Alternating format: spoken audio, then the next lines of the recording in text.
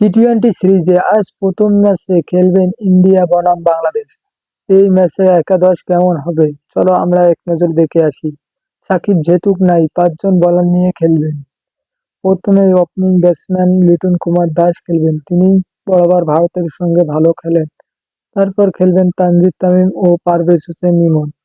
এদের মধ্যে তানজিদ তামিম যদি বিশ্বকাপে ব্যর্থতা গেয়েছে, পারভেজ ইমনের চেয়ে প্রথম ম্যাচে তানজিদ তামিম এগিয়ে থাকবে। 3 নম্বরে খেলবেন নাজমুল হোসেন শান্ত, তিনি দলের ক্যাপ্টেন হয়ে খেলবেন। 4 নম্বরে খেলবেন সাকিবের জায়গায় তৌহিদ হৃদয়, তিনি অনেক প্রতিভাবান ব্যাটসম্যান, তিনি অনেক ভালো ব্যাটসম্যান।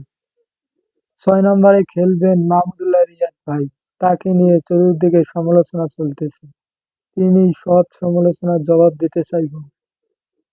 6 নম্বরে খেলবেন জাকির আলী অনেক, তিনিও অনেক ভালো ব্যাটসম্যান। 7 নম্বরে খেলবেন শেখ মেহেদী ও মেহেদী হাসান মিরাজ। মেহেদী হাসান মিরাজকে প্রথম ম্যাচের একাদশ থেকে বসিয়ে রাখতে পারে। পেস বোলিং ইউনিটে খেলবেন তাসকিন আহমেদ ও তানজিদ সাকিব ও মুস্তাফিজুর রহমান। শরীফুলকে বসিয়ে রাখতে পারে প্রথম ম্যাচের একাদশ থেকে। এক- এই একাদশে বাংলাদেশ খেলতে পারে প্রথম ম্যাচ। এরকম খবর পেতে আমাদের চ্যানেলটিকে সাবস্ক্রাইব করে রাখুন।